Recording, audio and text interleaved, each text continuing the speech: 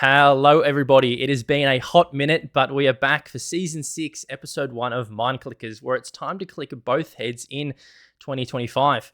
Today, I have the absolute pleasure to jump on and have a pretty good and pretty interesting chat about esports and AI, everything AI, with Chris Smith, someone who's worn every hat in gaming in the esports world, from semi-pro gamer to commentator and agency founder. With over 15 years of experience at the cutting edge of marketing and gaming, he's now leading the charge into the future with bigr, an AI-driven platform set to revolutionize social media for small businesses. How are you going this morning, brother? And cold in Melbourne, but good overall. Always cold. We love a bit of cold weather, but I used to be a really cold fiend, but now I feel like, I don't know, in the morning it's really hard to get up. So it's been a bit of a struggle recently. Yeah, I'm a bit of a cricket nuffy. I play cricket in the summer and I also played in the winter. And cricket in the winter, catching a hard ball in cold hands is terrible. I could not And imagine. the only savior is hot hands, which is what the esports pros use these days too, which I Mhm. wish I used when I was trying to go pro back in the day. But Back in the day. yeah, try to stuff them in your pockets. And I haven't yet had to dive onto a ball and had one explode in my pants, but I'm not looking forward to that because I don't know what it's going to be like. Chemical burns on my legs, who knows? But Yeah. it's worth it for the warm hands. Yeah, absolutely. We used to have them on stage at Lands, and I remember I just used to have them in my pocket. And even after like 15 minutes, it gets super hot. So got to be Mm. careful with those. Beautiful. But yeah, usually on Mindclickers, we usually start off, as many of the listeners know, with a bit of an overview, a background, and insight into your journey, into your world. So take us through it from start to finish, I guess, how you got into esports, how you got into the gaming world, the journey so far, and where you've ended up now. Sure, man. Long journey. So started back in about 2008. Mm-hmm. Was playing Battlefield 2 back in the day.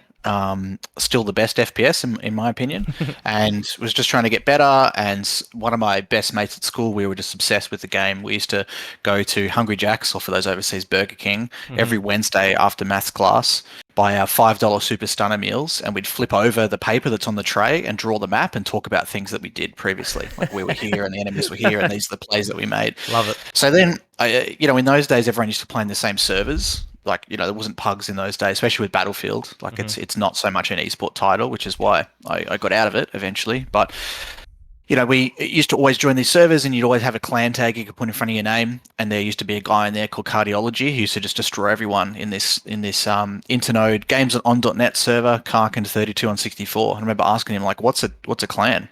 How do I join that? And like, how are you destroying everyone? How do I become better? So that was kind of failing my way into that. And then my first foray into the business side of things, really, after I started playing with a more like newbie team first called Heat, and then with Team Renegade, and we became the best team in Australia for a while.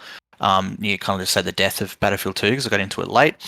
I joined Netgame Radio, which is an online internet commentary network. So that was before any internet in Australia had enough upload to do video streaming. It was all radio streaming. So I did a trial there, started doing Battlefield 2 commentary, some of which I still have, or at least I have some of my Counter-Strike source commentary. I found it the other day. It's terrible. And then I just started taking more roles within there. I was in year 11 at the time, year 12 at the time. I think it was year 12. They had a minimum 17 age requirement for you to get in. So when I hit 17, I applied to work there. And then I just kept asking them to do more stuff. Their marketing manager left, so I was like, hey, can I do that? I did a flash game review every fortnight with a friend of mine. Became what I called the LAN affiliation manager. So I'd partner with LAN parties and give them some of our sponsor prizes, and they would help promote us. We'd help promote them. We'd commentate at their LANs if possible. And then one of the LANs I worked with up in Sydney, a guy there called JT said, "Hey, mate, I'm the graphics designer at a tech distributor, and Thermaltake's about to launch a new peripheral brand, Thermaltake being case cools, power supplies, and modding equipment. And they want to inaugurate it with a massive $30,000 Call of Duty tournament that later ended up becoming CS Source. And this guy's run a bunch of LANs before, done networking. He's a coder, he's a graphics guy, but he's like, I've got no idea how to run a competitive esports tournament. Please help." And I said, I've also got no idea, so let's do it. So I was an IT trainee at the time, and I was running this $30,000 tournament, of which the schools weren't very happy with because I was on MSN, answering stuff and setting up servers like while I was at work in the server room trying to hide away. And yeah, kind of failed my way through that, ended up getting a job from Thermaltake. So I moved from Tassie, where I grew up to Melbourne, worked for them. And then to kind of speed through the rest of it, I was at Thermaltake for 4 years as the esports and community manager.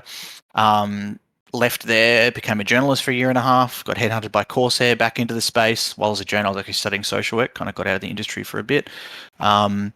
managed some professional players. Like when I was at Thermaltake, managed one of Australia's first ever pros, Jared Krensel, or Pig, who's a commentator these days in StarCraft 2 and a streamer. Managed teams, was a semi-pro CS player during my time at Thermaltake as well, and some, top 4 team in Australia. Made land finals at the CGPL Season 1, got destroyed by Voxy, who became Renegades.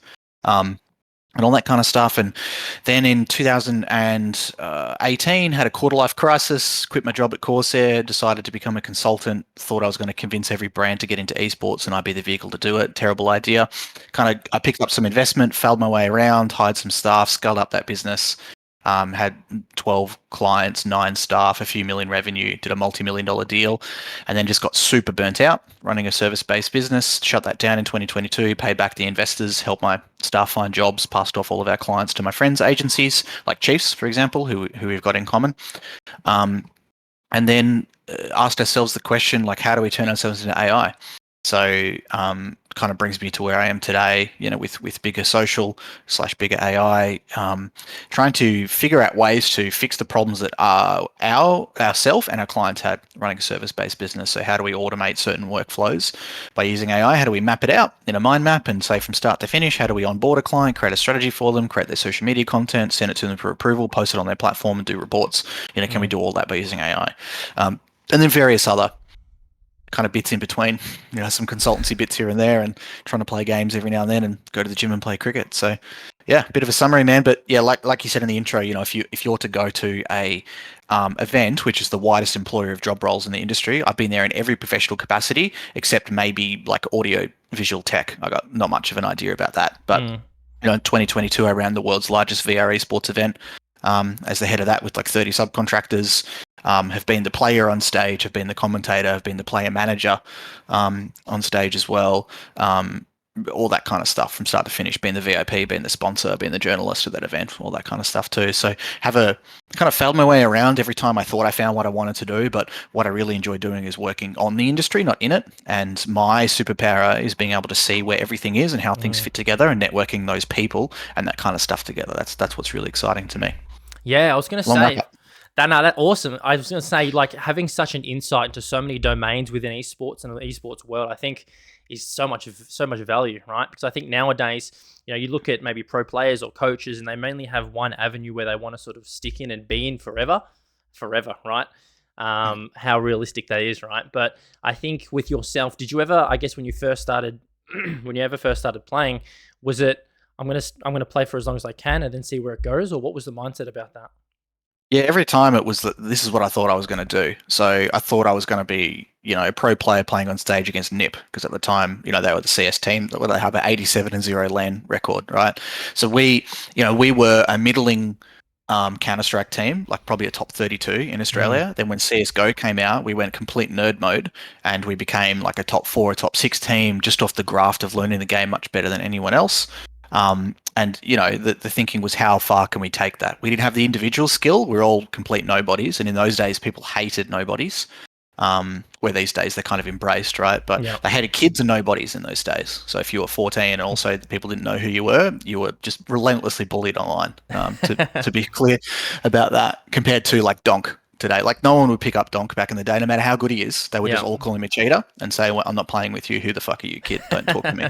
Which is stupid, right? It's the dumbest thing ever. So we went the opposite. So we're like, when the beta came out in October, we just spent hours and hours and hours just finding every boost spot, every skybox, taking screenshots of all the changes, because at that stage there was a lot of change logs with the scroll, the buy wheel that was a circle, and it was a console port, essentially. It was a console game ported to PC. They made it console first. So in those days, it was cool not to watch demos. It was cool not to try. It was cool not to care. It's kind of like cricket is today, actually, in many ways. If you don't tell people you do cricket coaching, like you'll be banished, like off to the.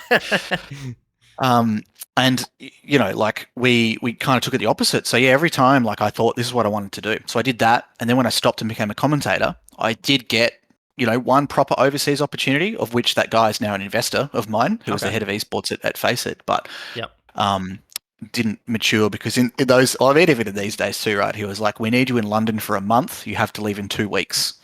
And because of the passport laws, we can't pay you, but we could give you a laptop or 3 you could keep and take home. But even with that, like, and even though we're literally convicts of the UK back in the day. We can't go to the UK even to volunteer. Like I Yeah. couldn't even go there. So I had enough leave too and approval from my boss too. So that would have been Killer. good. That was the first NIP v Very Games event. It was at a hotel. It was like a 40K prize pool that they used with they sold a skin to do that. So long story short, yeah, every time I thought that's what I wanted to do. Then I went to Thermaltake. I thought I wanted to be a global marketing director of doing that. Then I was a journalist. I wanted to be like Anthony Gareffa at Tweaktown, who was my editor at the time. You know, he was going on press junkets. He was reviewing graphics cards. He was reviewing laptops. He reviewed like a $15,000 OLED TV when they were brand new. Like that's what I thought I wanted to do. And then I made an agency. I thought I wanted to be the biggest agency in the world and work with OMD Group and BMW and, you know, all that kind of stuff. But every time, like I would get a certain amount of years or minutes or months or whatever into the job and then be like, I'm not learning enough anymore, or this isn't scalable or something like that. Primarily when I was employed by others, it was I'm not learning enough. So when I was an IT trainee, I did it for 12 months. After 9 months, I was done. I think I was mentally checked out.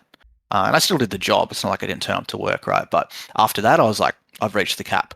Then when I was at Thermaltake, you know, I was too young to understand, but my boss was pushing me at the same time because after 3 years in that job, I'm like, I've done it all. And I know he was like quietly, now I understand I'm older. He was always trying to push me in the direction of, you know, go and upskill, get some more stuff, get another job, you know, kind of grow from there. But I just wasn't old enough or wise enough to understand that at the time that he was pushing me. And then same at Corsair as well. Different type of company, more budgets, that kind of stuff too. You know, maybe I didn't conquer journalism in a way like I feel I did the others, but I found I outgrow that stuff really quickly. And that's why I wanted to do an agency, because then I could work on multiple different types of projects. And I worked on so many different fucking things. I did PR for companies. I ran like local esports events.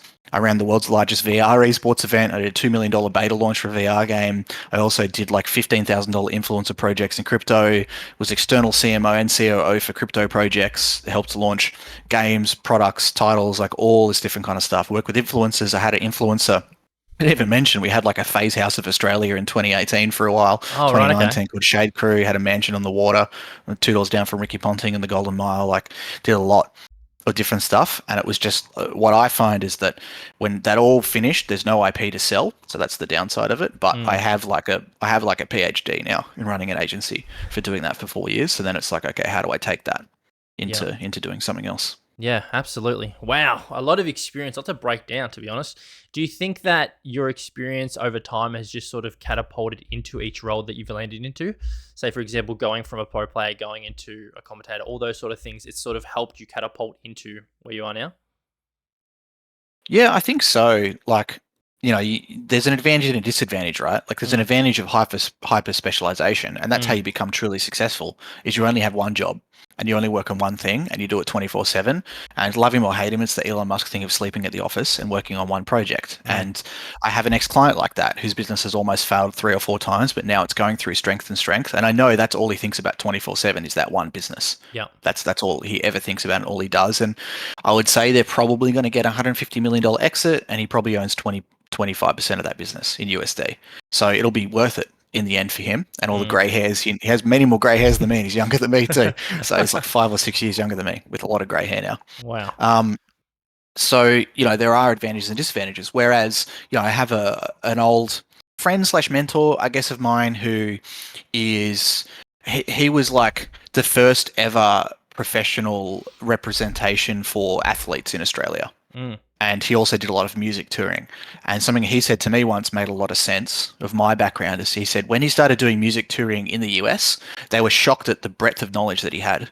Because over there, you can spend your entire career only doing venue catering for stadium events, one thing. And you can do that for 40, 60 years. In Australia, you can't afford to. Like when I was running those Counter-Strike events, like 16-team Counter-Strike events at Mid-City Internet Cafe in Melbourne, with the most disgusting toilets you've ever seen in your entire life.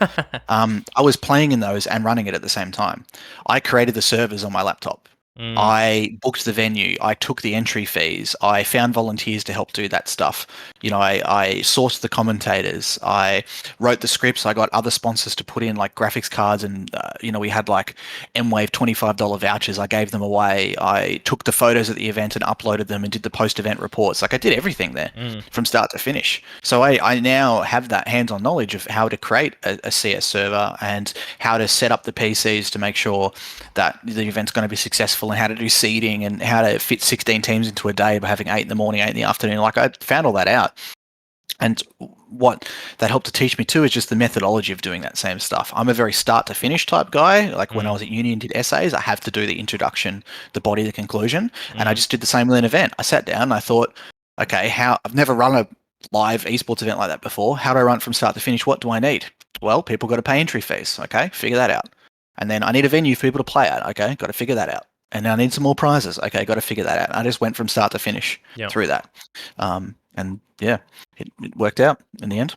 Yeah, I like that. And I think it's a pretty good, I think, especially for some listeners tuning in, like understanding that sort of work pattern and almost having what I like to deem a mental template to organization, having like a bit of a structure that you almost just go back to and rebound back to, and something that you can sort of always just understand, hey, this works for me. This might work for someone else.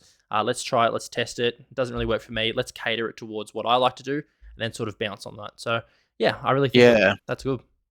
And I find a lot of similarities between esports and the business and the thing that you mentioned in cricket as well, which is part of why I like it so much. Cricket is so stats heavy, just like esports is, with absolutely. HLTV stats, and you've got everything from kill assist ratio to aim percentage to headshot percentage to there's just so many stats, and it's the same in cricket. You can go through hundreds of stats for each position, for each player, for your batter, bowler, fielder, whatever, but it's also mental processes. And this was something that I was never great at as a player. It's like you can't play harder. It's impossible. And the same in cricket. So if you're a bowler and you try to play harder, usually you try to run in faster and then your timing is wrong and you bowl a no ball and your action is wrong. The flow of everything you do is wrong and you bowl the wrong ball and the wrong delivery as well. If you try to hit the ball harder, your head goes up in the sky, you get clean bowled. You can't, the only thing you can do in cricket is run harder, really. That's about it. You can run harder after the ball, but you can't bowl harder, you can't bat harder. All you can do is concentrate harder. And it's the same in gaming and esports as well. It's mental processes. That's what it is. You need to make sure, and I've seen this firsthand in the low-level cricket that I play, where I played a fantastic match, and then the next 2 or 3 I got out by losing my concentration. And there's a common thing in business that I talk to my co-founder about a lot. That's from cricket as well. In cricket, you want to win every ball. Every ball is an event. So every time you're batting, you need to have all of your processes down pat. You can tap the bat the same amount of times, do your pre-warm up, do your trigger movement, make sure everything's in alignment. So for me, it's my front shoulder towards mid-on. It's making sure my feet are in the right position. It's making sure in my mind as the bowler's running in, I'm saying front foot, front foot, front foot, front foot. Because as soon as you stop, and I had this happen firsthand, this 14-year-old whiz kid, as he was walking in, as he was running into bowl, I was saying front foot, front foot, front foot. And then I got distracted for a split second. I went on the back foot, I got clean bowled. Yeah, and that was the week after I made 50 and it gave 0 chances and completely dominated the other team. And I was like, fuck, man, like it's all processes. Yeah. And that's part of the reason why I like it so much, but it's the same, with kind of business. And there's a mental coach I've had that I've worked with for a bit that covers that exact same kind of stuff too, and win every ball. And it can be the same in business. It's like win every meeting or win every day. And a win doesn't have to mean, same in cricket, a win doesn't have to mean you hit a 6, but a win could mean you don't get out. And it's the same in a meeting. Like a win doesn't mean that you have to secure the client, get the bag. A win could mean that you've just built a better relationship with that person. Absolutely. And they're going to come back around and now they can trust you. Or a win could mean that you go into it where the client's really pissed off at you and they come out a little bit less pissed off at you. Yeah. That could be a win. So, yeah. Love it. Love that frame of mind. I think it's important to sort of change things to sort of understand what works for you. In terms of stats, and obviously you mentioned it sort of intertwined throughout, I think when people look to social media and look towards stats, they look to likes, look to shares, look to all that sort of, obviously everything regarding social media in terms of trying to be an influencer, trying to grow your own brand. Some people get really dwindled down on the stats and obviously sometimes lose a bit of confidence if they put a ton of effort into a post, all of a sudden it gets 5 likes. What do you think is the mindset that people should have towards content creation in terms of developing and trying to grow yourself in that space? Content that you want to see. Like I had a podcast as well. And then after a while, I was so bored of my own podcasts and I was like, well, fuck, everyone else is going to be bored of this. Yeah. But it worked really well for me. And it's probably another good point too, because that podcast never got a lot of views, but it got the right views.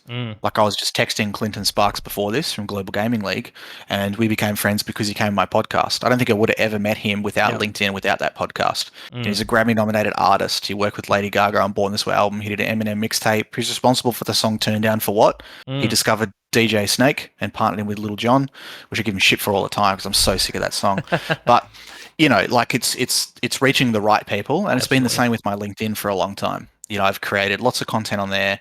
I've gotten like $5 million of inbound sales and investment through LinkedIn, and I've never got anywhere near like who's like a tier 2 influencer, Pokimane numbers or Nick Merck's numbers, let alone Ninja's numbers, let alone Mr. Beast numbers. But I'm reaching the right people, and LinkedIn will tell me the job titles and roles of people that are viewing your content, and they are specifically the people I want to reach. They're decision makers. They're people working at businesses that I want to reach, like Twitch and Amazon and YouTube and that kind of stuff too. So, when in what I would call maybe the heyday of LinkedIn, like when my account was the lightest and I was making the most content, if I was getting 100 likes on a post, that was very good for me. But also I knew that was 100 people that I wanted to reach. Out of that, 88 people of those are people specifically that I want to reach with that content. So just making sure that, and then whenever I had the most success is making content that's interesting to me. And that's how I started on LinkedIn. I just started saying like, well, if there's an article that's interesting to me and I liked it and it gave me something, I should share it because someone else will probably like it too. And then it just kind of grew from there. I love that. That's 100% the main reason I started Mindclickers was to understand other people's perception, but also to gain knowledge myself and understand like what's going on within the esports world, especially from a pro player perspective, right? Because at the time I was just getting into esports. I hadn't really worked with many pro players. So having pro players on to talk about their mindset, how they prepare for a game, how they feel on stage, that gave me knowledge as well to sort of understand, hey, I can use that, right? So I think in regards to creating content, I think one of the biggest things is that you have to enjoy it. You have to, as you mentioned, something that you want to watch, something that you want to listen to, something that you want to read is one of the biggest things. What do you think in regards to comments? Because I know that comments, I've seen it on like Instagram, for example, people creating comments, people creating content, but then getting negative content and trying to shut that down whilst actively staying on path. It's a tricky balance. Yeah, and there's kind of two parts to it. So, the old Joe Rogan thing is post and ghost, but you can only really do that when you're of that size. Like you need to engage with people. So I learned something from a guy I look up to called Matthew Wu, who the first ever event around at Thermaltake around with him. He was at ASUS and he was like a semi-pro level COD player. And I remember on Facebook, like when Facebook was king, whenever he would make something on his own profile, he would like every single person who ever replied to his stuff. And if you go through all my LinkedIn posts, you'll notice I like every single comment, unless it's something that I simply can't agree with, or it's egregious, or the guy's a fuckwit, basically. So it'll be pretty obvious when I don't like something, I think. Just someone saying some stupid like sexist thing or whatever, some stupid opinion. And then I would try to engage with a lot of those as well. And I've become very good at asking leading questions. But man, it's so hard. Like, they say about society changing or whatever. But man, one look at Instagram and TikTok is incredible. Like someone, doing what's a bench press 1 rep max to them, and there's just like 5,000 people in the comments calling them piss weak. Like it's fucking crazy. It's like this, you don't know the background of this person or what they've done, or maybe they're amazing at deadlifts and terrible at bench, or they had a pec injury. Like who cares even?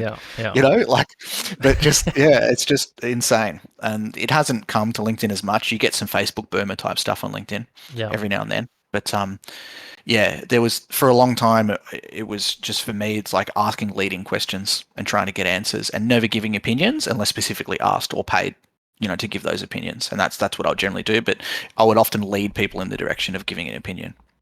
So, asking leading questions. And the same with and it happens a lot. Like if someone, say on LinkedIn, will leave a comment that I won't necessarily agree with, or especially if it's short, I'll ask them to expand. And usually they don't. Like it's exceptionally rare that they will give more. They will just state something like it's fact, and that's it. They won't give any more information. So I'm a big fan of stats and data, and seeing how making apples to oranges comparisons and finding ways to make them apples to apples. That's something that I really enjoy as well, and something I've been working on forever that I can't find the answer to. So if someone listening to this is good at maths, I want to find how to give an apples to apples comparison between Mr. Beast and an entire media network. Like I want to be able to say like Mr. Beast is X% larger or smaller than Fox News. How do I do that? I think I could figure it out if I sit down for a week, but I don't want to do that. So. Yeah. Well, the details will be in the episode, so if anyone wants to reach out, I'm sure we can sort something out.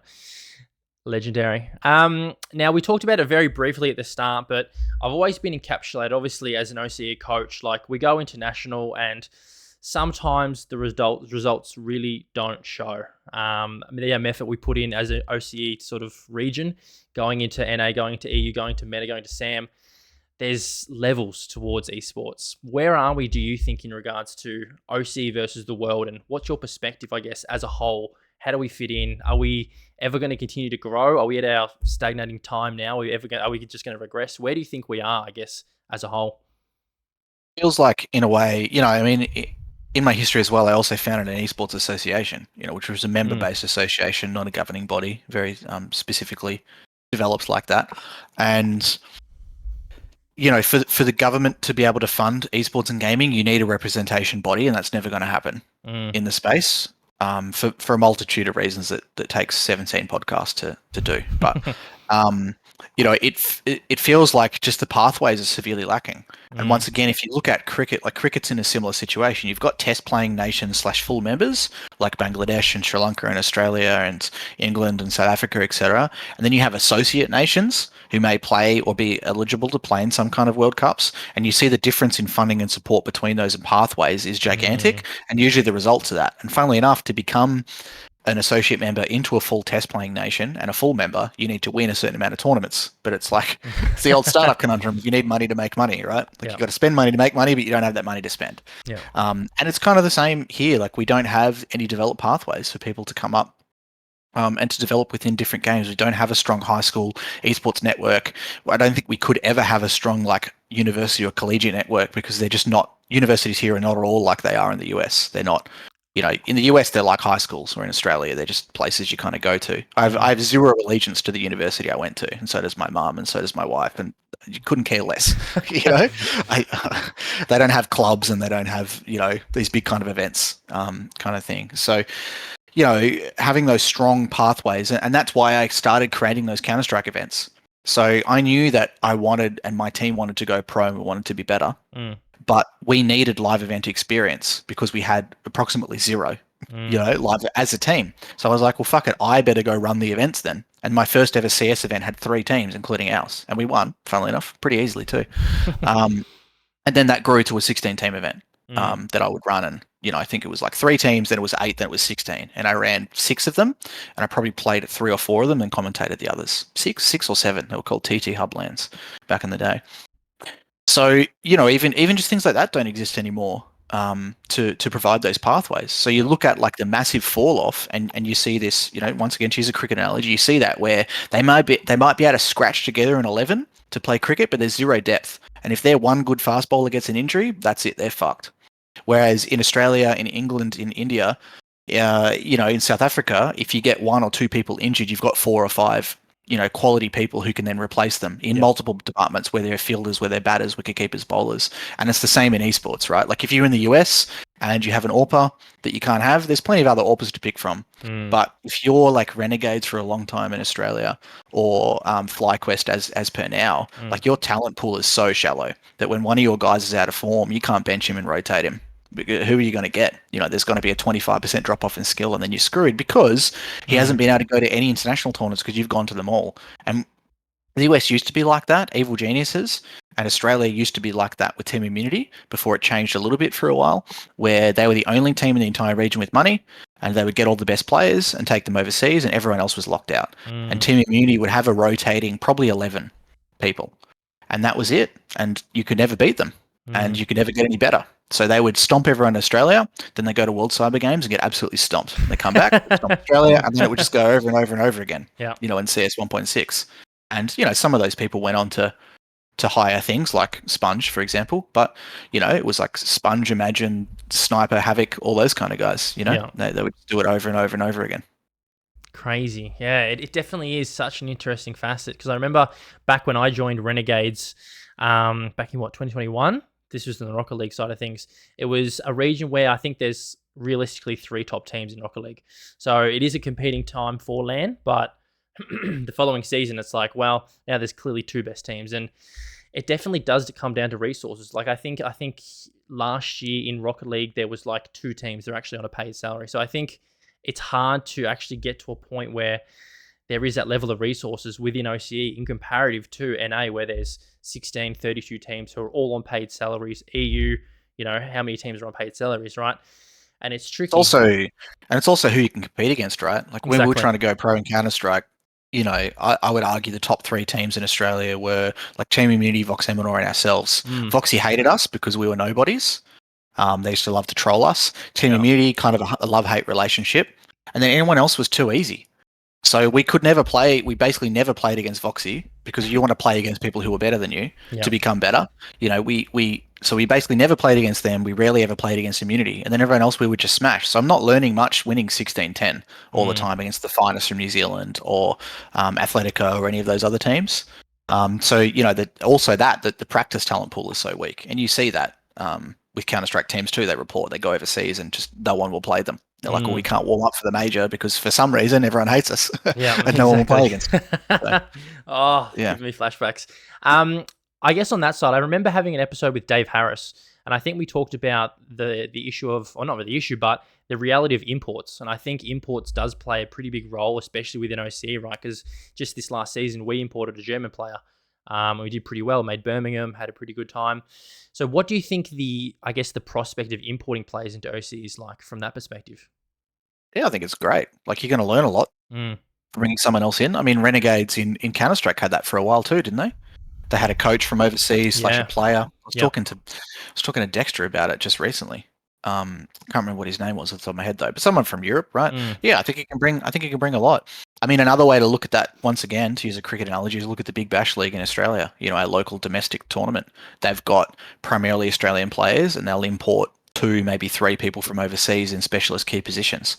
Like they're going to learn so much. Like who was it? I think it was the Melbourne Stars are bringing in like Shaheen Afridi from Pakistan, one of the all-time fast bowlers. yeah. Like the other bowlers there are going to learn so much from him, and he's probably going to learn a lot from them about how to bowl in Australian conditions specifically. Mm, So yeah, I think that's amazing.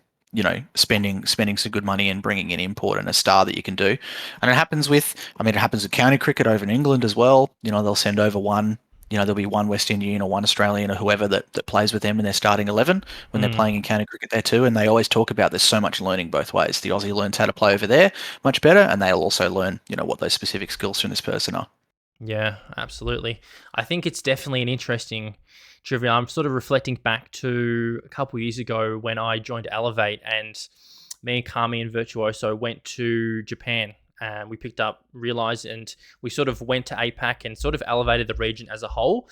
At start, there was obviously a lot of clapback, like, oh, you're going to take over the region. But at the time, we went there and we started scrimming teams that wouldn't get access to the level of scrims that they normally would have, right? So I think there's that level of giving experience to those who might not ever have that experience. I can definitely see Devil's Advocate being the same way, whereby you're taking opportunities away from the region. But I think leveling up the region as a whole to make it more competitive should definitely be a pretty big priority as a whole. Yeah, maybe another way to look at it too is the MMA mold. Mm, MMA was made a lot better, and I'll probably get it wrong. Is it there's one in Miami? Maybe it's Team Alpha Male, maybe it's someone else. But basically, a rich person built an entire facility and would give people like free accommodation and be their manager for them to come in. And right. he advanced MMA so much because it was so, MMA is a solo person sport. They don't get paid anywhere near as much as most people think to compete, especially at the under UFC level, but even at the UFC level, they're Right. basically not livable wage for them to be able to fight there. So, this one team single-handedly brought up the level so much by taking the initial loss of creating that facility, but then managing those guys as they became, much larger.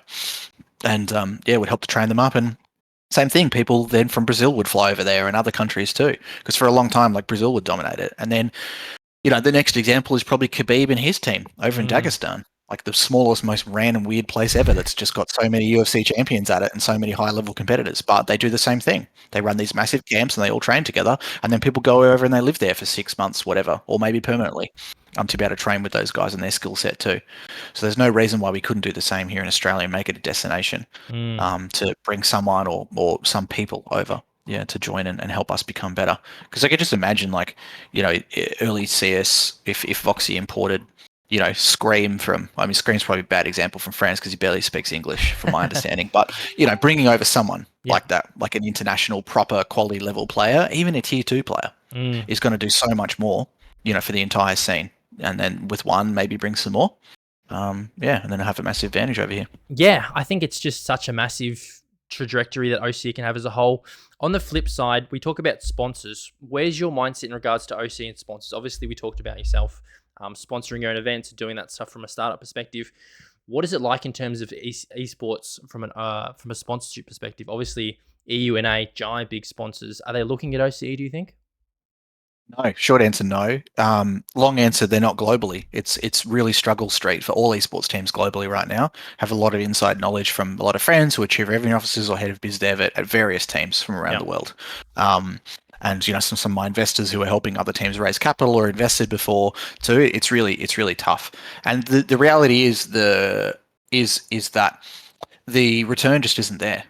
Australia kind of speedrun any percent sponsorship like a long time ago, compared to other places overseas. We did it with investment and we did it with sponsorship here because Australia is much more risk adverse and it's a smaller market. And we overperform for our market. So whenever I was working at these peripheral brands, we've got say 10% of the population of the US, but we would outsell them, per capita each time. So we've got more disposable income and all that kind of stuff too, right? But also we're very risk adverse. You look at our country, we like to pull things out of the ground. It's very safe. We like real estate because it's physical, it's houses, it's land. That's what we enjoy here, and it's the same with sponsorship.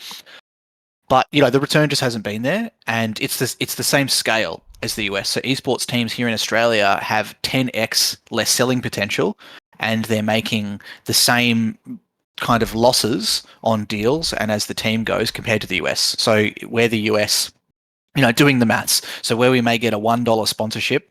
From there, they may get a $10 sponsorship over there, but still, we're spending $4 to get that $1 sponsorship, and they're spending $40 to get that $10 sponsorship. So in the end, there's just no return. And then also, that $1 sponsorship isn't worth it for the brand. It's probably worth more than 30 cents. So they're triple overpaying, and also the team's still losing 4x. And that's across the board. Like when I went to India last year, talking to, I don't want to dox who they are, but talking to someone over there from a brand, they said we lost 70 cents on the dollar in our esports sponsorships. So instead of getting a return on investment, they lost quite a lot. So that means that a lot of these teams are held up by gambling money because gambling can't do meta ads. This crypto casino, they can't do meta ads, they can't do Google ads. Where they're going to spend their monay? It has to be influencers and esports. They don't have anywhere else to spend. So, they will sponsor a major team for 1.2 to 3 mil, so let's say 800K to 3 mil, which is 3 mil is exceptionally rare, but more like the 800K to 1.2 mil for most of these big teams. And then everybody else is like 50 grand or something. And then because esports has been over professionalized and grown far too much compared to what it should, then these players are saying, well, I want 100 grand salary. And they've got 2,000 Twitter followers and they don't create any YouTube content or TikToks or anything like that. And they're in a league that gets 15,000 concurrent viewers and the numbers just simply don't add up. And it's the same in Australia. Once again, like say the OPL, Oceanic Pro League here in Australia, you've got players with 200 Twitter followers being paid 45 grand to play in a league with 5,000 peak concurrent viewers. And the LCS, you've got players being paid 150 to 300K to compete in a league with 60K concurrent viewers. It's just the same stuff. So in Australia, you could maybe get a sponsorship for 3K a quarter USD, and in the US you could get 30K a quarter USD, but you're spending 10x more on those players in the US, and you're making 10x the losses, but once again it's just the same, and you're getting 10x the views, but it's just the same, give or take a little bit. So yeah, it's rough. There's something that I've been tipped off to. I've been doing a lot of research on around esports teams and events following the influencer mold of going towards more media buys instead of sponsorship. So media is just so much larger. And when we're talking about media buys, that's like Group M spending $100 million a year for Allianz on Google ads, Facebook ads, TikTok ads, physical billboards out of home, that kind of stuff. That's so much larger than any team will spend on sponsorship. So if you can prove a CPM based model of just having views, then maybe that's a way to go. And that's how a lot of these influencer things like Baller League and, there's a French like Formula 3 league that they do events at and stuff too. That's how they're doing it. They're backing themselves and saying, look, we're influencers. We've got a lot of other here. We know we're going to get 20 million views. So we're just going to sell it on CPM. So instead of saying to a brand, trust us, give us 2 mil up front, they're like, hey, brand, give us $0 up front and then give us whatever their CPM rate is. $1.30 per 1,000 views. And in the end, instead of getting 2 mil, they're getting 10. And it's much easier for them to acquire that. And the brand's happy. Because they're like, well, I know what my return on investment is going to be, that, or my return on ad spend, my ROIS. is likely to be. So, and the CPM, you can just undercut the meta CPM a little bit as well. And then off you go, happy days. And instead of giving Zuck 2 mil, they're giving you 1.8, and you're like, fine, gravy, let's go. Because then a sponsorship would have given you 600. Yeah.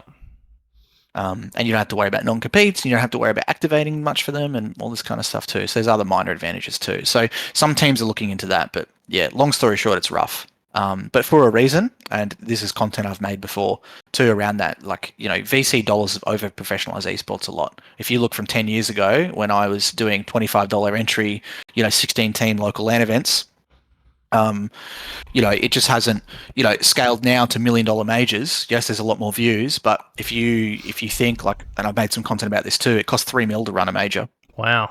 So, do you think even if the arena's sold out, you can do the maths, 7,000 tickets at $25 a ticket? Well, that doesn't make anywhere near that. They're flying 40 staff in from Germany to do audio visual, and they're giving them hotels. How much does that cost? They're flying in 16 teams plus a manager plus a coach, in premium economy, and putting them up in a 4.5-star hotel and doing all their transfers and stuff. And that's before they spend $200K on LED screens and camera equipment and security guards and everything else. Yeah. And then you're like, well, are they getting that back? Is Intel Extreme Masters IEM Melbourne, are they getting, $1.5 million from Intel just for one event? Nah, surely not. Yeah. It doesn't add up. So, yeah. Yeah, it's rough. It's definitely an interesting world that we're sort of dividing into, and it's definitely going to be interesting over the next 5 years what the landscape starts to, emerge from. Yeah, I think it'll just be a bit of a rescindance, and there already has been in certain things, like talking to Jeremy from Prodigy. He manages a lot of Rocket League players. Yep. There's already been a reset in Rocket League salaries a year or two ago. Yep. I think we're well overdue. I believe, and I can't validate this for sure, but I believe there's been some sort of reset in League of Legends player salaries, and I believe that Counter-Strike really needs a reset in salaries. And from talking to some of my friends of mine, like Dexter, who recently got benched from FlyQuest, just explain to him for 30 seconds that as a player he can understand that and go, oh yeah, that kind of makes sense. They probably should be once again, it's just the mass of what I said before. A player with 10,000 Twitter followers, unfortunately, just should not be getting paid 100 to 300 grand a year to play in these events. There's just no return on that spend. And I understand they work hard and all that kind of stuff, but bricklayers work hard. Doesn't mean that they're paid 500 grand a year, to be bricklayers. So yeah, it's just what that return, what that return is going to be and where it's going to come from. But yeah, I think there'll just be a bit of a reset. And one of the other things I say is like, look at an ESL stream, look at a UFC stream. The ESL stream is better. The commentators in the UFC are sitting on a trestle table with a black tablecloth at a ringside. Look at the setups that they have at an ESL event, which is awesome. It looks great. But what's the sponsorship of UFC versus a sponsorship? They're doing like crazy Conor McGregor fight. They're doing $3.5 million gate. People paying $3.5 million just for tickets to get in there. Yeah, they're not paying that for an IEM Melbourne. They're not paying that for an IEM Cologne or for an ESL one event or a Blast Austin major. People aren't buying corporate booths for like $400,000 for those events like they are for the UFC with a meet and greet, with Francis Ngannou or something like that, right? Yeah. So it's just not. It just needs to rescind back to a level that's sustainable, which is much lower than it is. And the viewership will stay the same or be slightly less, and the players will be paid less and all that kind of stuff, but everything else will be the same. Yeah, absolutely.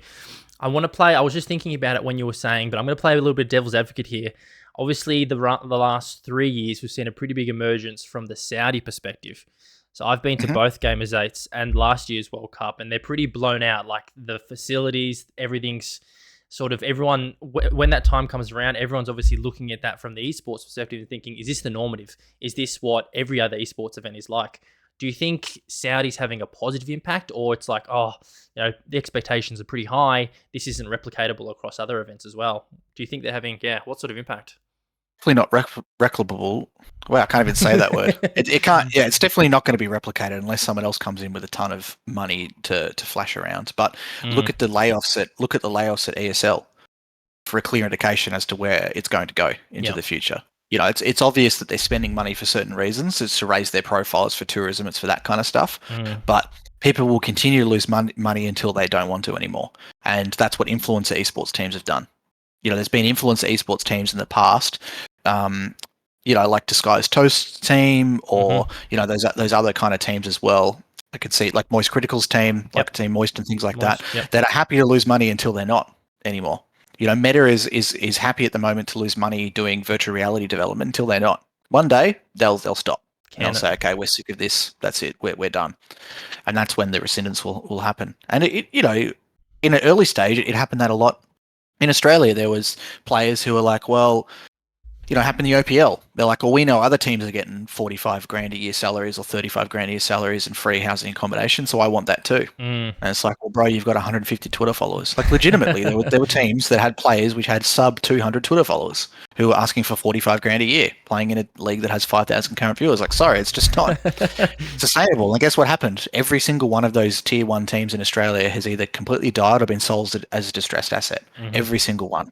Avant sold for the price of a single sponsorship. Like things like that too. So, while some of these teams did raise, like can't say who, but, one of those top teams in the OPL raised $500K to $1 million valuation and then sold for about 130 grand a few years later. So in the end, they're worth nothing. Order went through liquidation. Not a single person bought Order. Yep. They raised like 6 mil in total, spent it all on creating a brand and then couldn't sell that brand for $1 in the end. Crazy.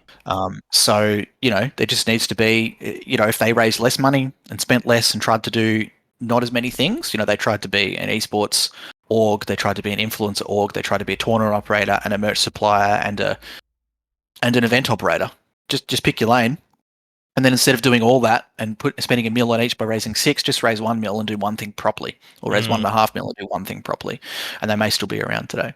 Yeah. If that's the case. But yeah, man. So yeah, there'll be a rescindance, but it happens with everything. Like that Saudi money is about to come into cricket too. It'll be very interesting to see what happens in that space. There's a lot of likenesses between esports and cricket, and there's a lot of likenesses between esports and MMA. And a lot of the bad likenesses are with cricket, or say like the mental stuff we talked about before. And a lot of the things we should be doing is like MMA. We should be so much more like the UFC, and we're not. Should be much more focused on individuals with storytelling, with singular events, not necessarily pay-per-views because it's not going to work, but there are so many things we should learn with the rise of the UFC over a similar period to esports. Like UFC basically come into prominence when, Koreans were going nuts over StarCraft 1 and Warcraft 3 and CS 1.6. So we should be to the same level as the UFC. We really should be, but we're not. And there are some other limitations because of publishers and all that kind of stuff, right? But we should learn so much more from MMA and the UFC than we are right now. Interesting. I've never really sort of drawn that comparison. I'm definitely be on the lookout for more sort of comparisons now. I know Hunter used to watch, Hunter loves watching UFC, so yeah, interesting aspect. Yeah. Storytelling's the major one. Yeah, and that's what I was talking to Clinton Sparks this morning about Global Gaming League. He's trying something like that with GGL. They did their pilot over the weekend. They raised a bunch of money, have a bunch of interesting people behind it. T-Pain's his business partner in that too, who's an authentic gamer, streams on Twitch a lot.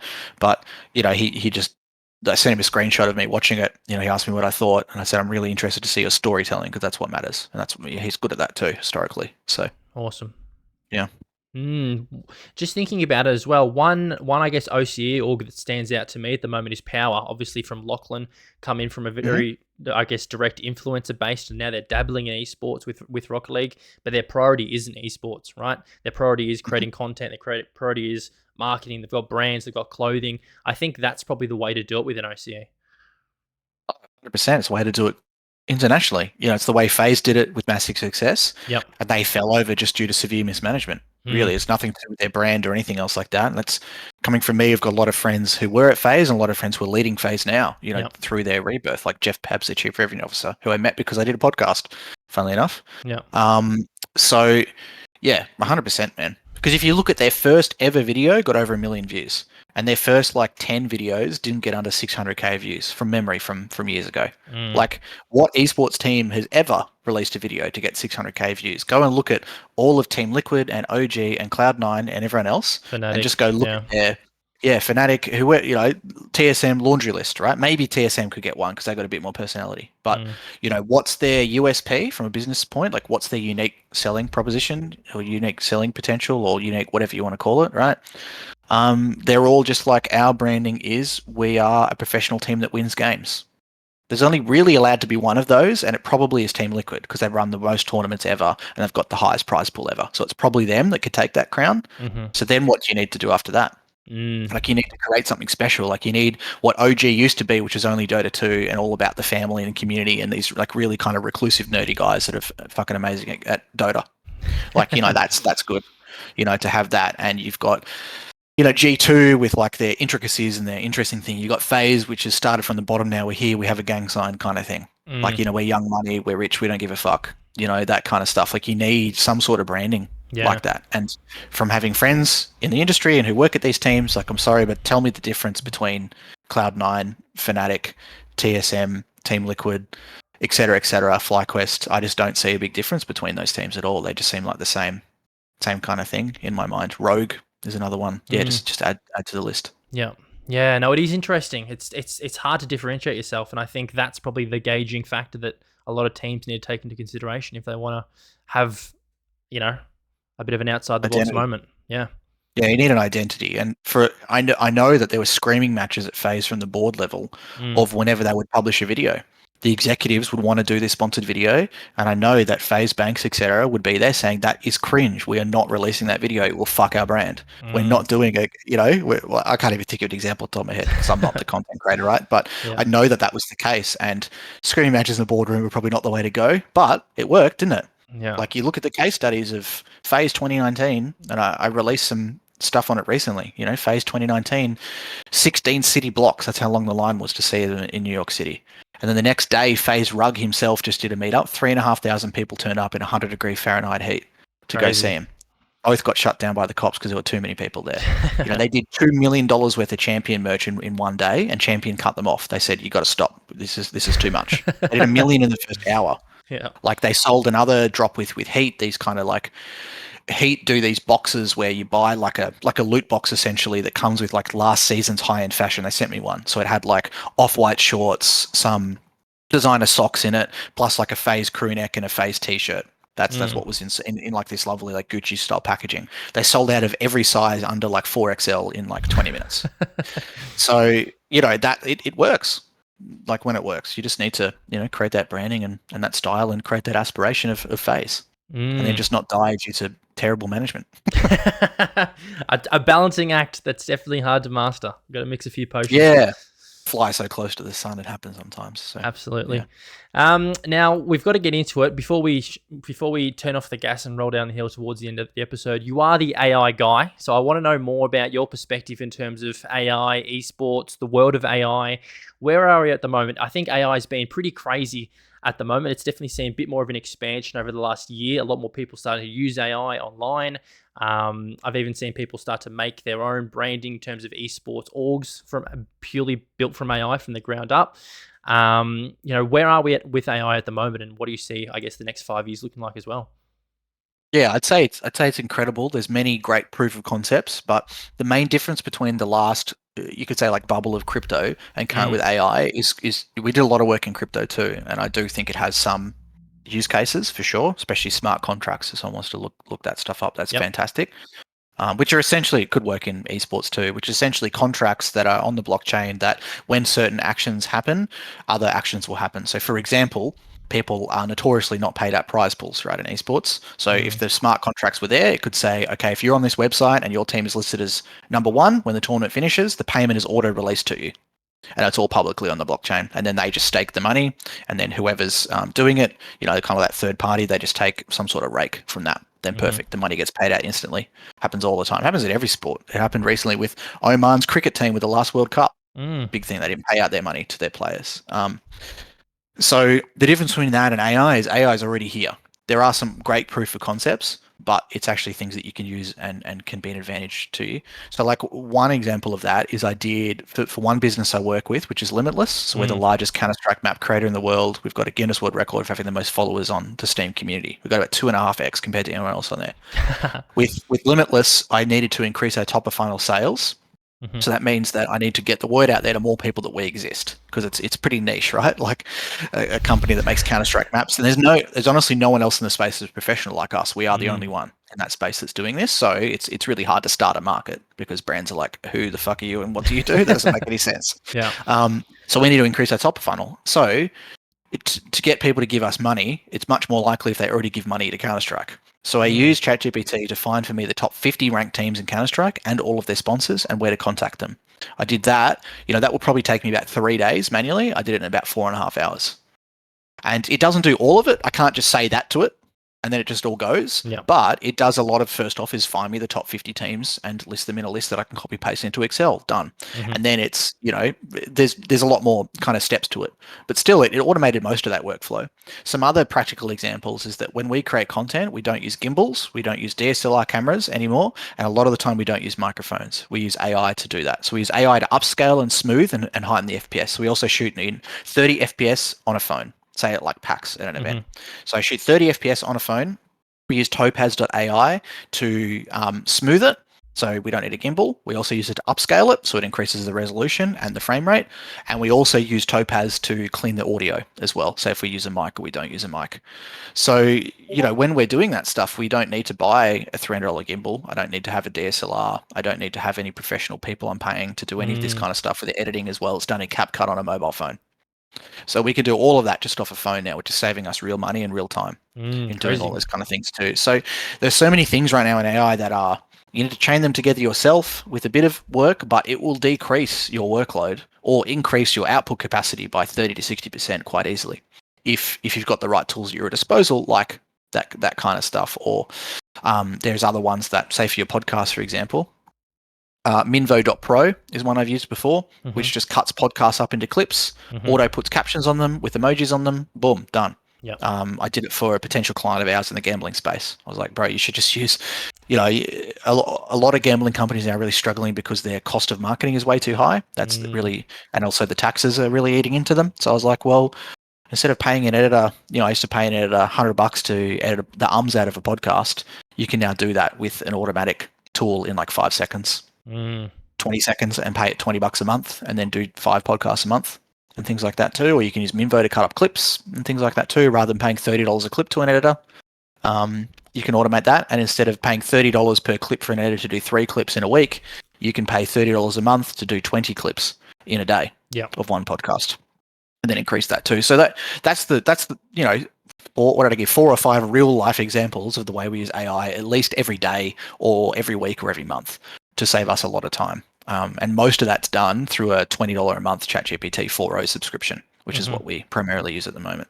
Yeah, crazy. It's definitely, I always think back because I've started using quite a bit recently, and I think back to like 10 years ago and I was like, damn, if only I had like something like chat now. And I'm just thinking, what happens in the next 10 years? How advanced does it get? And I think that's the exciting part as well. Yeah, well, like AI coaching tools, say like Rankacy in the Counter-Strike space, for example, they are synthesizing millions of demos or thousands or hundreds of thousands of rounds in Counter-Strike to say like when I was, like using critical thinking when I was trying to learn how to play Counter-Strike better. So like on Dust 2 on default on T side, I would do what Zist did for Fnatic or NIP and / Fnatic at the time, which is I would go like uppers B to lowers B, clear short, and then pre-fire mid to get the AWPer off the line, and then we could decide what we wanted to do after that.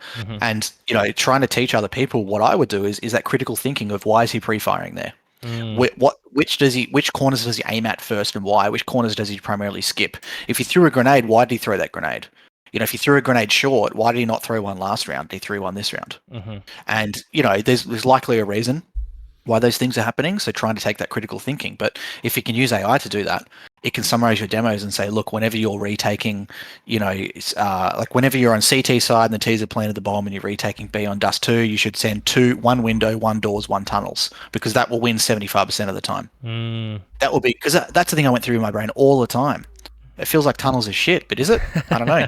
Another example is the OpenAI 5 that OpenAI made with Dota, and they beat OG after they won the TI. So they were all AIs that beat it, and it set new metas where Crazy. You would basically never buy back with it unless it was very specific situations in Dota 2, and they bought back all the time to try to get in the game as soon as possible. So, when they die, they'd lose money, they'd buy back. But, I guess its calculations were, well, being in the game and having less money is better than not being in the game and having more money and things like that too. So it can help you to set new metas and to play better and to make better decisions over that period of time. So that's an esports specific example for you. Crazy. Yeah. I think most recently I've definitely talked with a few researchers in the esports space, and even using AI to sort of help understand protocols, mental protocols, warm-up protocols, physical protocols to a certain perspective, I think just helps to set even just a baseline foundation for players, for anyone really looking to, improve their general health and well-being. So I think that the the prevalence of AI is a lot of people are resistant to it, but I think once they start using it for the first time and understanding, hey, this is actually pretty cool, that's when they start opening up to a bit and thinking, hey, maybe I can have a bit of real life application towards it. Yeah, one of the things I'm really good at and have been for a long time, especially my LinkedIn content, is taking an entire industry and helping to boil down what's happening in the industry and how it relates to the person or the people that I'm talking to. Mm. And that's something that AI is great at. Like, if you can learn who you are and can learn what you're trying to achieve, like with that Counter-Strike example of where you should, when you've got a 1 versus X or an X versus X, this is what you should do in that situation. You don't need to make that decision by watching thousands of demos. It'll watch thousands of demos for you and then help you to make that informed decision at what the best, high percentage play is for you to do. And it can do that in multiple different ways. And it's not going to, once again, it's not going to play the game for you. It's not going to put the hours into aim practice. It's not going to throw the grenades. It's not going to choose your setup and what your mouse should be in sensitivity, but it's going to help with those things that will help, in specific ways of that thinking that you wouldn't get otherwise. Yeah, no, absolutely. It's incredible, and I'm really excited to see where we sort of go. Now, obviously, your current role with bigr, I'm happy to give you a little bit of a spotlight here to sort of promote it and sort of talk about what you're doing at bigr and all the good stuff you're doing there, which would be awesome. All the listeners, I'm sure, would be delighted to hear about. Yeah, sure, man. So taking the AI thinking of like what I talked about before with, how do we automate processes? So we sat down, he was kind of my right hand man at the time and is now my business partner and my co-founder with Bax, and we sat down and asked the question, how do we turn ourselves into AI? That was around the explosion time of ChatGPT, like late 2022. And we're thinking about, what are the processes that we have? Can we build a flow chart to automate those processes? So one of the good ideas, we had a bunch of shitty ideas and then some okay ideas, but one of the good ideas was taking what I talked about before, which is how do I automate what I do on LinkedIn, which is for every single person in the world. How do we have, say, a morning president's briefing where you can log online and it'll say, here's what's happened in your life, here's what's happening in your industry, and here's how it relates to you. That's far too big of a project. That's fucking complex, but I still think it's a good idea. Yeah. So we looked at it a bit more granularly and we looked at socials. So as an agency, we would charge a client $5.5K US a month to run their socials at around a 30% margin. And to create a strategy for that client would take 2 or 3 days kind of staff time. And then it would take a staff maybe 0.4 of, if 1 is their full-time job, it might take them about 0.4 to half. So sometimes 0.6 to manage that client. So that means that we're making barely any money. The client's paying us a lot of money. $5.5 is a lot of money, especially for a smaller business. And that means it's pretty shit overall. So and there's also a high chance of it not succeeding.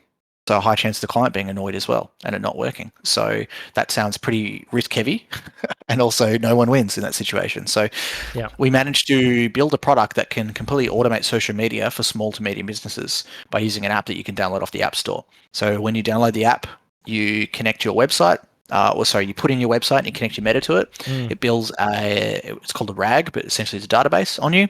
It reads your website, understands who you are. If you're a cafe, it'll download your menu. It understands what products you sell at what price and what the ingredients in those products are. So it informs itself on the business like a social media manager would, creates a strategy for you based off that. How many times per week should you post on what platform and at what time? And then it'll create the content for you, send it to you for your approvals. It'll send you, we allow you to do 4 posts per week, 2 posts in advance, and it'll make 4 options per post. So the maths is 4 by 4 by 4, which is 32. So it'll make 32 bits of content for you each week. And then you can approve them and do some slight edits and just push them out. And we can do that at a much better margin for $100 a month. So, essentially, it's a slightly lower level to the last social stuff I talked about we do as an agency. But, a person would charge $850 a week to do this as a consultant, and we do it for $30 a week or thereabouts, give or take, depending how many weeks there are in a month in any given month. Yeah, a lot more lower entry cost, but a lot more expandable in terms of the reach you can have. Yeah, one of our investors is a YouTuber who owns a cafe. There's no way he could afford to hire an agency for $5.5 a month, even though he's packed and he's busy and he does really well. Have some insights into his finances and how that kind of stuff works and their margins, especially with cost of living and the cost of ingredients going up a lot too. Like, there's just zero chance you could afford to do that. But $100 a month, that's a different story. Yeah, I think that where did that idea come from? I guess from your perspective, was it I can sort of collaborate with my previous colleagues on this idea? Was it where did it come from that perspective, and how long did it take from idea to creation? Just for anyone listening, that's interested in building their own sort of AI-based project. Yeah, so we soft launched in September 2024. We Okay. started looking for an idea in late October 2022. Mm-hmm. We raised money in the end of 2023, like around December 2023. So started looking for an idea. A year later, we landed our round, and then 9 months later, we launched our product. But it really depends, what you're trying to do. I think we could have probably done it a bit faster, but it was such a new industry too. It's so hard to know. And there's always so many learnings you have, like, we're looking at other business opportunities and ideas at the moment. There's a lot of learnings from this. Like maybe we should have created something that's a bit more for our industry that we're used to. We haven't worked with a lot of small businesses in the past, but it was too good of an opportunity to pass up to come up with this idea. So there's some winnings and there's some learnings and there's some failures that come with all this kind of business stuff.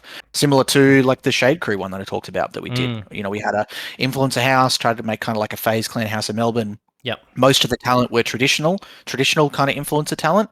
And the thing that brought them all together was gaming. Some were photographers. We had a cosplayer. We had a few, we had people in Australia probably know, like the Angry Dad Boys. We had them as part of it as well. We had Shane Warne's son, Jackson Warne, as part of it. But we also had some pure gamers. I mean, the cosplayer was a gaming cosplayer. But we also had Astro Kitty, Overwatch YouTuber with over 100K subscribers, and people like that too.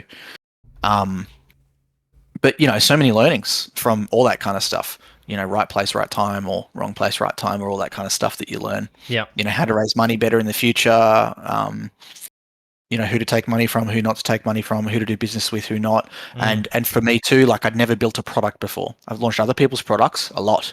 And launched other people's physical stuff and also launched, information, like launched podcasts and launched events and that kind of stuff too. But a product's very different because you're tied to the engineering of it and people's emotions and how you onboard people. And we went extremely seriously into the UX UI and onboarding experience for us, which was what we should have done. But that was a guess that we should have done that. And there are other things that we didn't really work out that we spent time on. Yeah. So yeah, there's so many learnings from that. And you get some, I was going to say, you get some good investors, you get some bad investors. I don't think I've ever had a really bad investor. I've had some which have been maybe a little bit annoying in the past, but have definitely had that experience with friends taking bad investors. For sure. I've got one friend who we would both know that I won't talk about, but he took 2 rounds of bad investors. So I feel really sorry for him. He learned a lot off that. So you need to either learn off your own failings or other people's failings, for sure. About other businesses that, a great learning is money isn't as cheap as it was over COVID, especially when there was a 0% interest rate, right? And money was just falling out of the sky for everyone. And now we're paying for that. But a very common thing in that time too was delay launching a product as much as possible to build hype. Right. But the problem is that if you haven't launched it, you don't know if anyone's going to actually pay for it. So we had a client of ours who raised a shitload of money and burnt a lot of it before they finally released their product and realized that what people get for free in the beta, they ain't going to pay for. Yep. So if they launched that product, even if it was nowhere near as good as it was, because they were very, like prideful of their branding, to a fault, and how their product looked and how it was positioned and how it, everything around that ecosystem, which you obviously need that in a way, but they were too like purist with the it. Micro niches, Yeah, they were far too purist with the micro niche of like, oh, we need to update the font in our directory. Where like, no, you need to like make some wide sweeping changes. Like, like you need to make some big plays here, not just like these tiny little, enhancements to get one better FPS out of a certain thing, and that kind of stuff. And yeah, they just waited too long to release a product, and then everyone was like, no, I ain't paying for that. Like there's no way, or that much, or in its current format, or something. There was crazy different opinions as to why, but the cold hard fact was they ain't paying for it. Crazy. Wow. And I guess, I think it's pivotal that you sort of mentioned it, like the experience that you learned over time from, I guess, pushing your own product. That's invaluable within itself, and I guess can help with upcoming projects, future projects, and I guess taking that from a, developmental prospect can really help enrich that whole process for sure. Yeah, 100%. Yeah, like I'm always about hands-on learning about doing this stuff, and probably to a fault sometimes, but it's it's the way that I enjoy doing that stuff. I know what it's like to pitch a journalist and to be a freelance journalist, doing 10 news articles a day before lunch and also doing reviews on the side and not getting paid that well to do it, which is the reality of journalism today, is that they're so overworked, they're understaffed, and they're paid fuck all to do it. But you understand what it's like from being in those shoes. I understand what it's like being a PR and marketing manager at Corsair. I understand, for a US company, I understand what it's like being an esports and community manager for Thermaltake, which is a Taiwanese company. So different. So different. And I understand what it's like working in that tech channel space where all of their HQs are out of Taiwan.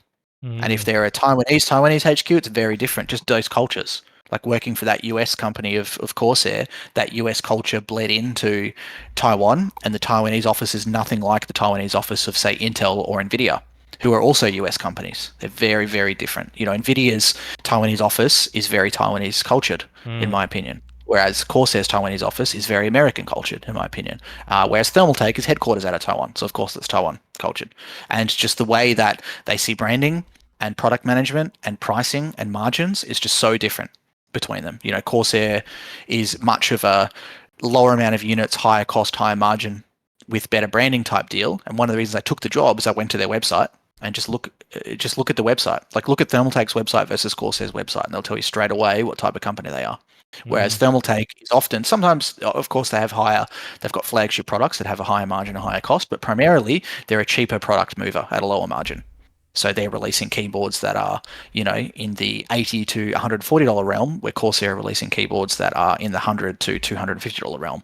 And, the quality of the packaging you can see is different, and the R&D is different that goes into that. So, even those two companies that are so alike, like in the products they sell with Corsair and Thermaltake, they both do case, cooler, power supply, keyboard, mousepad, headset. Yep. They sell to the same people. They're just so fundamentally different in so many ways. So it's good to get hands on. And that helps when you're in the king of industry, which is sales, because you know the temperament of the people you're selling to. I know that when I'm selling to a Taiwanese company, what they're going to expect. Lower budgets, more logos, and different types of ways of communicating, whereas Corsair is going to expect different kinds of things. A very common Taiwanese thing is they love logo slapping. They really do. And they just want logos on a lot of stuff, and that's really what's important to them. But also, they're not going to pay as much as some other ones, whereas American companies are like, we'll take the risk. We've got some slush fund budget. Where, two very different types of cultures of business. Interesting. I love that insight. Definitely an insight that I hadn't even thought about, to be honest, in terms of the micro niches of the industry, right? Which I think a lot of people will value. Like from your place perspective too, from talking to Dexter quite a lot recently. Like we've only just become friends. I would say we talk fairly regularly. Yeah. Just talk. I found it really interesting talking to him about he's played for different teams in different regions. What's the culture like? Yep. In those teams, and so different, exceptionally different. Like as a player for Mouse versus Fnatic, who are both European organizations, very different culture playing for those two things. And sometimes it's good, sometimes it's bad. Like, not for me to comment, but very different ways of doing business, but two successful businesses. And the same with Thermaltake and Corsair, both like multi-billion-dollar businesses, but exceptionally different ways of selling similar products to the same audience. Yeah. No, absolutely. Really, really interesting insight. I love it. Just looking at the time as we sort of roll down the hill now towards the end, obviously so much, probably, a lot more insight that I even would have expected. So I really appreciate it, mate, in terms of the insight that you would have given a lot of people listening, just the insight into your industry, the insight into your mind, I guess. That's why we're on Mindclickers, eh? What I love to always ask, I guess, as an end key takeaway, if you had sort of some advice for someone young looking to get into esports or looking to get into the realm of gaming, I guess, as a whole, what advice would you give them from your perspective on where to go next? Learn sales, and if you can do sales, do sales. Like sales makes the world go around. And I used to run, when I first ever started doing my own stuff in this space, I did an esports course. It was kind of like I had like a level 1, 2, and 3, basically like how to get a job in this space. And I had a guy come up to me at an event in Melbourne recently. It was the Games Expo, TGX, and he came up to me and said, "Chris, I did your level 2 course, like, I don't know, it's like 8 years ago, 10 years ago." And he's like, you told me back then that I should look more into sales, didn't take it seriously. Now I have, and it's opened my eyes incredibly to what goes on. Nothing else, they earn the most money, but you just get such a good insight into everything that's going on. You know how much things cost, you know what margins are, the decision makers, who to talk to. You also get the most opportunities for travel and to get to things. And it's not for everyone. It takes a certain temperament, but you can also sell so differently.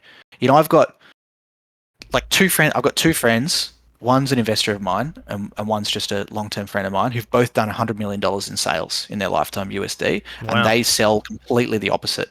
Mm.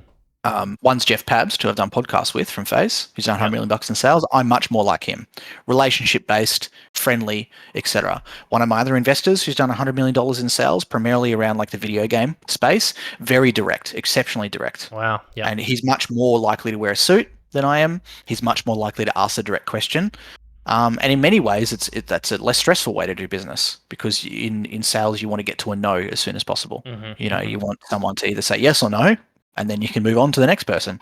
You don't want to do what I did when I almost killed my agency and taken like 8 months to get to a no, because you've spent 8 months of salaries to then earn fucking nothing in the end. If they tell you no in 10 minutes, then you know you're not going to fuck around. And you know, for anyone else, it's the same with getting a girlfriend, right? Like if they're just going to tell you to fuck off and then you just fuck off, well then you can just go and try to find someone else, right? But if someone leads you on for 8 months and then they tell you to fuck off, you're like, okay, did I ever have a chance? And they're like, no, actually. And you're like, well, that's 8 months wasted.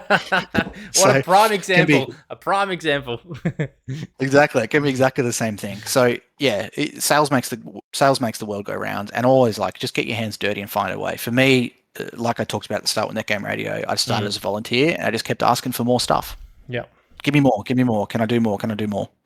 And then just learnt so many things hands on, and now have that perspective. But I mean, sales can be very hard, obviously, and it's performance based, obviously.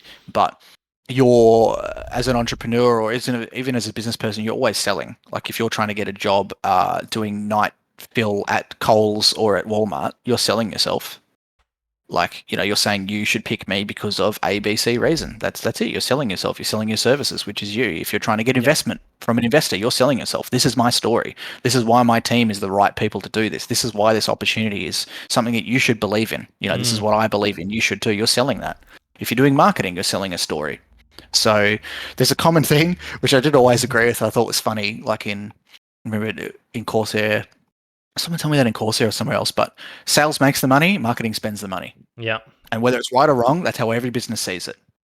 Because that's you know, literally that's what happens, but probably not in reality, because marketing is the one that, you know, is that creates the demand for the products, right? Yep. But that's also the way that it's treated as well. So, you know, seeing how sales teams are treated versus marketing teams is very funny in certain businesses, with the differences between like Harry Potter under the stairs for marketing versus sales, like cruising on yachts and like literally cruising on yachts and hot air balloons and you know, 5-star resort getaways, where marketing is like, yeah, we're going to pile 30 of you into this room and just give you presentations all day, and you're going to have catered fucking Jimmy John's.